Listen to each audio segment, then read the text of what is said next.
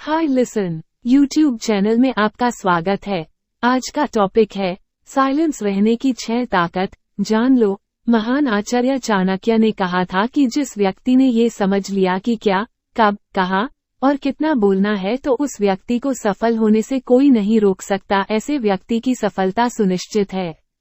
जिस तरह कमान से निकला हुआ तीर लौटकर कभी वापस नहीं आता, ठीक उसी तरह से मुंह से निकले शब्द कभी वापस नहीं आते।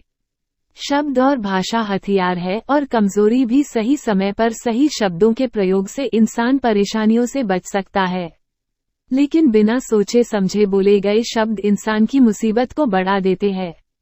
द्रौपदी का ये बोलना कि अंधे का पुत्र अंधा ही होता है महाभारत के युद्ध का मुख्य कारण बना था। आज भी लोग अपनी जबान का इस्तेमाल दूसरों को नीचा दिखाने और खुद को बड़ा बताने के लिए करते हैं, लेकिन जो समझदार और सफल इंसान होते हैं वो ये अच्छी तरह से जानते हैं कि उन्हें किस वक्त कितना और क्या बोलना है। साइलेंट रहने का मतलब ये नहीं है कि आपको पूरे दिन एक भी शब्द नहीं बोलना है या चुपचाप रहना है। मौन का मतलब है कि बेवजह शब्दों का प्रयोग नहीं करना है। जहाँ जरूरत है वही ही बोलना है, अपनी लक्ष्य पर ध्यान केंद्रित करना है। आज मैं आपको चुप रहने के 7 ऐसे फायदे बताऊंगा जिन्हें जानने के बाद आप आज से ही नहीं बल्कि अभी से उतना ही बोलोगे जितनी आपको जरूरत होगी। 1. मौन लोगों का ध्यान खींचती है। महान आचार्य चाणक्य अपनी चाणक्य नीति में बताते हैं कि उन्होंने अपने हजारों शत्रुओं को अपनी खामोशी से परास्त किया था। वो खामोश रखकर अपने शत्रुओं को विचारों में उलझाए रखते थे और सही समय आने पर वो अपने दुश्मनों को ईंट का जवाब पत्थर से देते थे।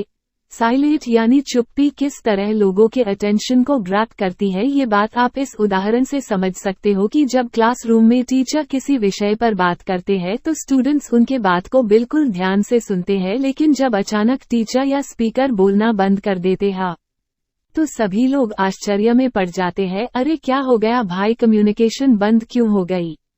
मैं जब स्कूल में था तब अक्सर ऐसा होता था और आपके साथ भी ऐसा हुआ होगा।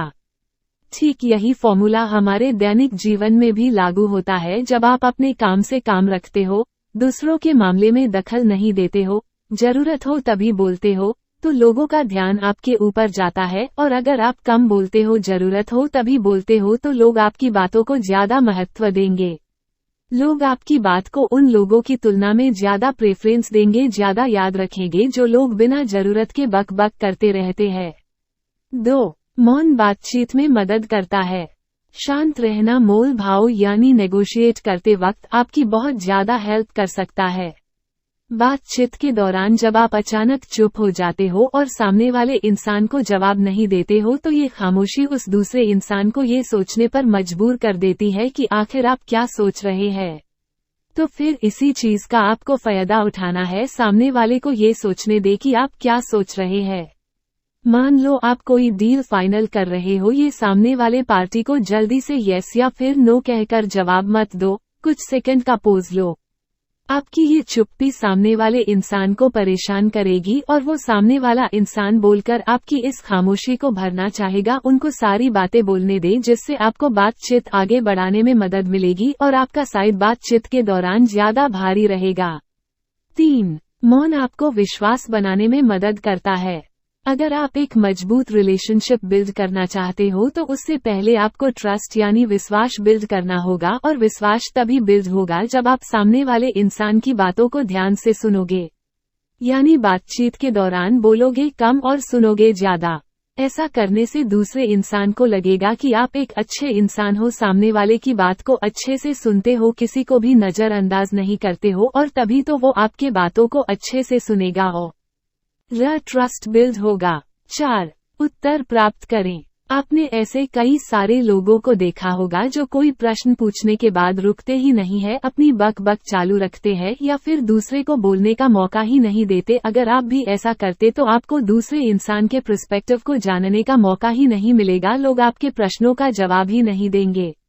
इसीलिए कोई भी प्रश्न पूछने के बाद आप साइलेंस हो जाओ। आप अपना ओपिनियन मत दो, लोगों का क्या ओपिनियन है उस बात पर, उस प्रश्न पर आप जानने की कोशिश करो, शायद आपको कुछ नया सीखने को मिल जाए।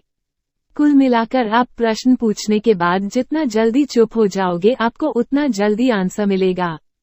स्वामी विवेकानंद जी जो अपनी बुद्धिमत्ता और विजडम के कारण पूरी दुनिया में जाने जाते हैं, उनमें भी ये क्वालिटी देखने को मिलती है। वे भी अपने गुरु रामकृष्ण जी से जब भी कोई प्रश्न पूछते थे तो अपना ओपिनियन तो बाद में देते थे, लेकिन पहले प्रश्न पूछने के तुरंत बाद चुप हो जाते थे ताकि उनके गुरुदेव की क्या राय है उस प्रश्न को लेकर, उस बात को लेकर ये जान सके।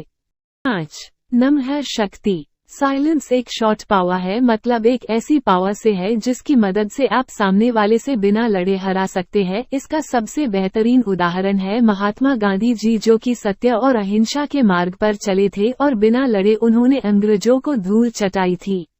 महात्मा गांधी जी जानते थे कि अगर हमने अंग्रेजों से लड़ाई की तो हम उनसे कभी नहीं जीत पाएंगे। उन्होंने शॉर्ट पावर का इस्तेमाल किया और अंग्रेजों को हराया। कई बार लड़ने से और झड़ने से प्रॉब्लम सॉल्व नहीं होती, चुप रहने से और शांत हो जाने से प्रॉब्लम सॉल्व हो जाती है। 6 विचारशील मौन। द क्वाइट बुक के ऑथर सुजन केन अपनी बुक में बताते हैं कि थॉटफुल साइलेंस कई सारी मुसीबतों से बचा सकती है।